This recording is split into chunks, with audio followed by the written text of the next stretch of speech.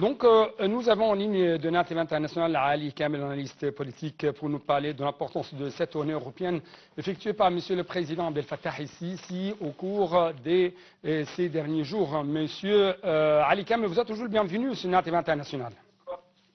Je vous remercie, Hani Farag, pour l'invitation et je suis à votre disposition pour répondre à vos questions. Oui, ma question porte également, ou plutôt généralement, sur votre remarque concernant cette tournée européenne effectuée par Monsieur le Président Abdel Fattah ici en général, mais avec plus de précision, comment vous avez suivi l'activité présidentielle jusqu'à maintenant dans la capitale norvégienne?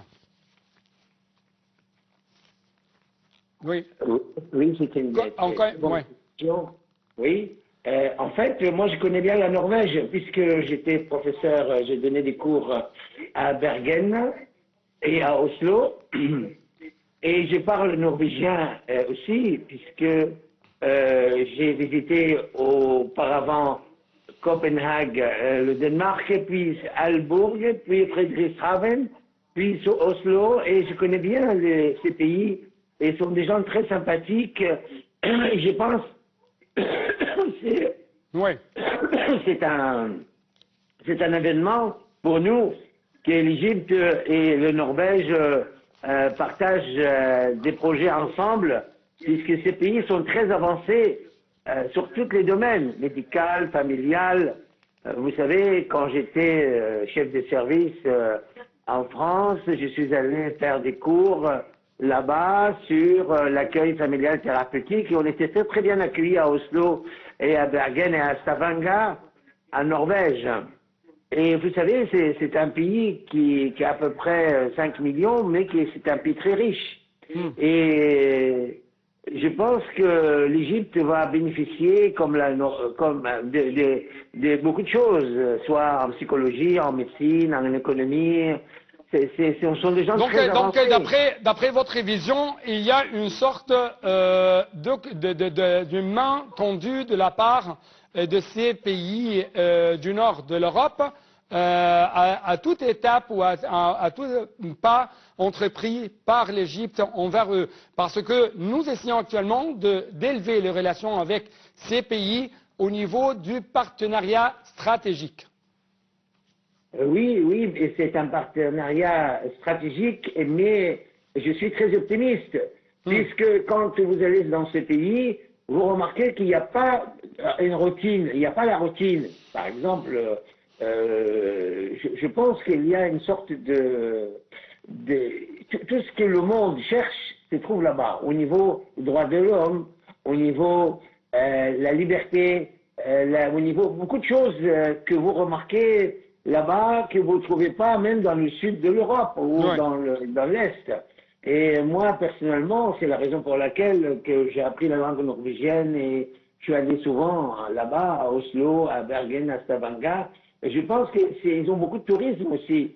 Et ces gens-là, ils viennent chez nous en Égypte pour les pyramides, pour l'exploration à Wussenberg. Donc, je pense qu'il y a à la fois des projets touristiques qui peuvent être très utiles. À quel point vous trouvez qu'ils sont ouverts également à pomper plus d'investissements au sein de l'économie égyptienne dans la prochaine période?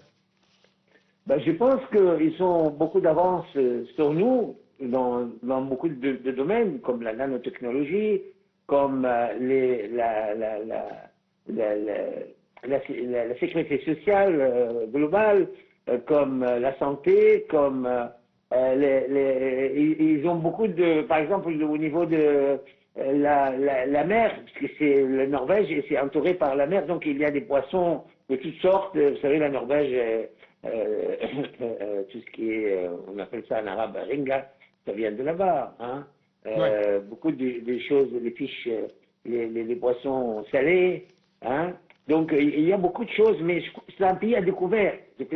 Je pense que l'Égypte, la Norvège, ne complique pas l'accueil souvent les étrangers.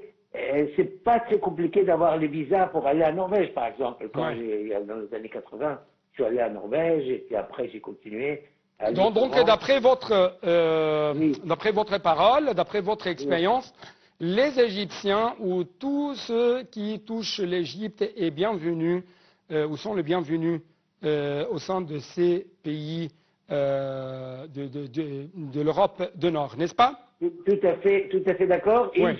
Il suffit de voir l'accueil très très chaleureux qu'il a offert le roi de Danemark, et puis l'accueil à Oslo par le Premier ministre. Et le Premier ministre déjà a vu Monsieur le Président ici dans les réunions précédentes, et donc on voit à travers les vidéos que la télé, que les médias, non, on voit l'accueil très très chaleureux. Oui. Vous avez vu comment a été reçu à Copenhague.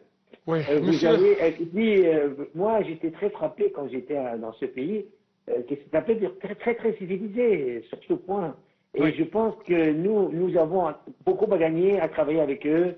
Et maintenant, c'est le temps qu'ils viennent chez nous, qu'on va chez eux, qu'il y a un échange. Plus de coopération, plus de rapprochement entre les deux côtés. Je dois vous remercier pour de tels éclaircissements à partir de votre expérience personnelle que vous avez eue dans ces pays du Nord, notamment à Oslo. Merci beaucoup.